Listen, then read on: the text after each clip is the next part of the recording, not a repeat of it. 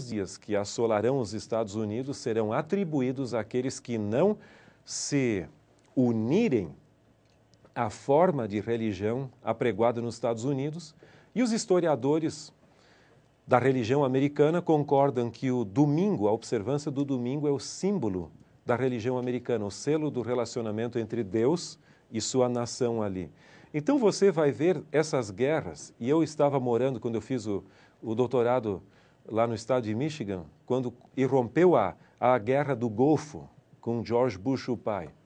É interessante a mentalidade.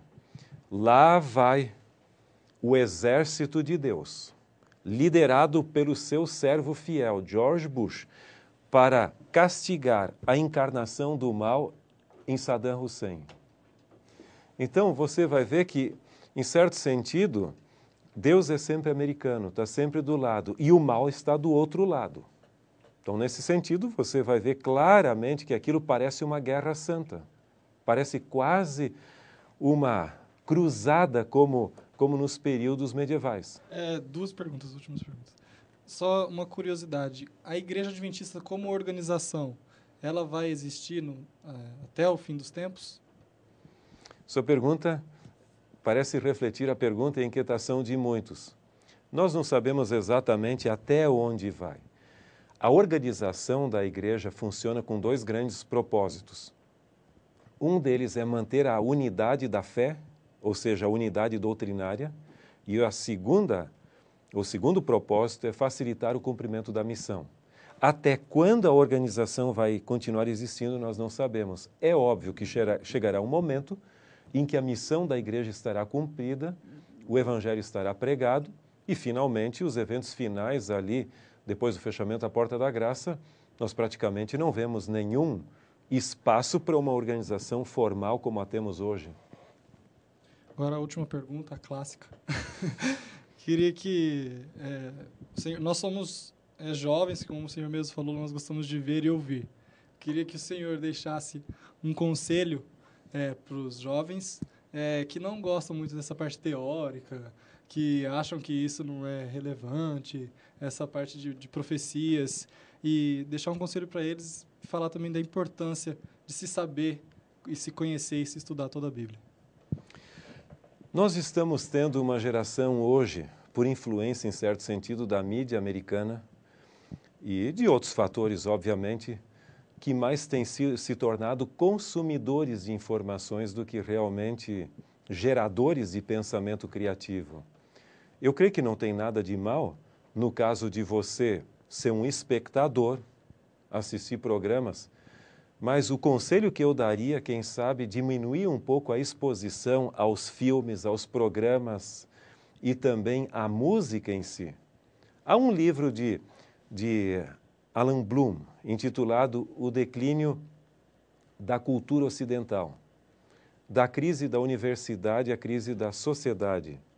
E ali ele fala que a geração das últimas décadas, ela se tornou uma geração passiva que mais escuta a música do que quer raciocinar ou pensar. E lógico, o livro já é um pouquinho mais antigo, tenho a impressão que foi do início da década de 80, se eu não estou equivocado. Mas, somado a isso, hoje nós temos uma geração do visual, que contempla passivamente. Eu creio que você não pode ser vítima meramente do pensamento de outros. Você deveria ter pensamento próprio. E eu creio que o bom seria se nós pudéssemos dosar as coisas. Você pode assistir aquilo que dentro dos princípios cristãos é aceitável, ouvir também a música com critério, com senso crítico, mas não custaria nada você voltar à leitura e desenvolver conceitos próprios. Ler a Bíblia, ler os livros de Ellen White e outras literaturas ali. Eu creio que uma pessoa realmente se mede pelo que ela coloca dentro dela, em outras palavras, as informações que buscam. Como disse alguém, todos os seres humanos nascem nivelados. Não tem indivíduos melhores. Você pode dizer que tem propensões e coisas desse gênero ali.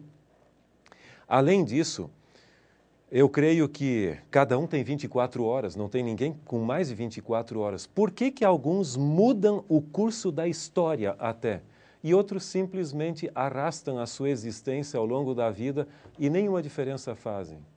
Eu creio que você tem uma responsabilidade como cidadão, como cristão, de ser um indivíduo que vai marcar época. A vida é muito curta para a gente gastar com bobagem. A gente fica assistindo e a pergunta é: qual é o benefício que você trouxe para a humanidade? O mundo realmente pertence aos pensadores. São os grandes filósofos que mudam a história. Eu não estou dizendo que você tem que virar um filósofo a essas alturas, isso até pode assustar alguns. Mas eu digo que pelo menos você tenha pensamentos próprios no sentido de conhecer as coisas por você mesmo, como diz o texto bíblico, como os bereanos, que iam buscar para ver se a coisa era realmente assim.